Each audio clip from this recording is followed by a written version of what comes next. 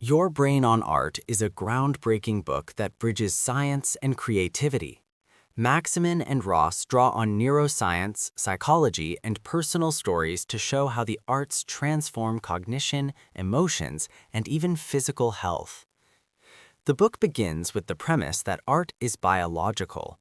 Humans are wired for creativity, and engaging with the arts activates brain regions tied to emotion, memory, and reward.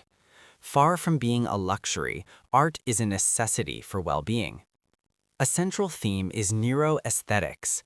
This emerging field studies how aesthetic experiences, listening to music, viewing paintings, dancing, or storytelling, affect the brain. Research shows that art can reduce stress, improve mood, enhance learning, and even accelerate healing. Another key theme is the universality of art. Across cultures and history, humans have used art to connect, heal, and express meaning. Magsamen and Ross argue that these practices are not just cultural, but deeply biological. The book explores ways art transforms us. Emotion regulation. Music and visual art activate brain circuits that calm stress and elevate mood. Memory and learning.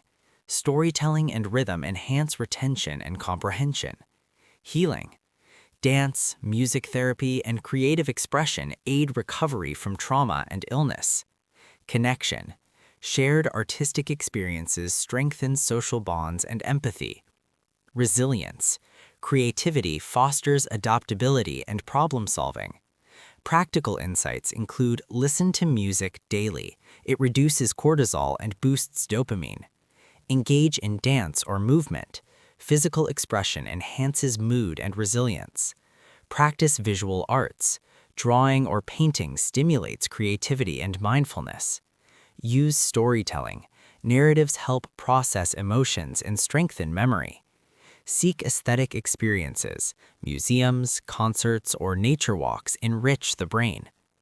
Magsamen and Ross blend scientific research with personal anecdotes. They cite studies showing how art therapy helps trauma survivors, how music improves recovery in stroke patients, and how dance enhances cognitive function in older adults. Another theme is art as medicine. The authors argue that healthcare should integrate creative practices as they provide measurable benefits for mental and physical health. The book also emphasizes the accessibility of art. You don't need to be an artist to benefit. Everyday practices, singing, doodling, decorating, or listening to music, activate the brain's aesthetic systems. The book closes with a reminder: art is not optional. It is a biological imperative that shapes who we are, how we heal, and how we connect. By embracing creativity, we unlock resilience, joy, and transformation. At its core, Your Brain on Art is about integration. It invites readers to see art not as entertainment, but as a vital force for health, learning, and human flourishing.